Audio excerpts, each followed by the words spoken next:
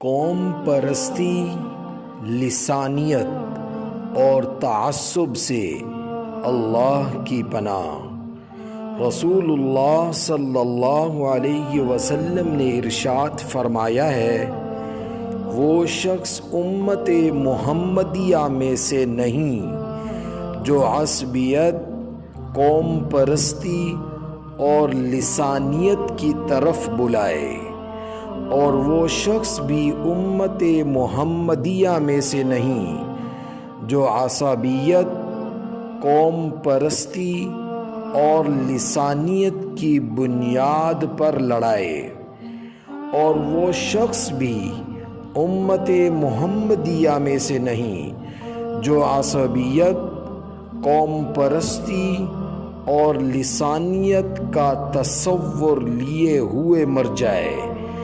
پھر یہ کیوں پنجابی، پٹھان، بلوچی، سندھی ہم سب ایک کیوں نہیں؟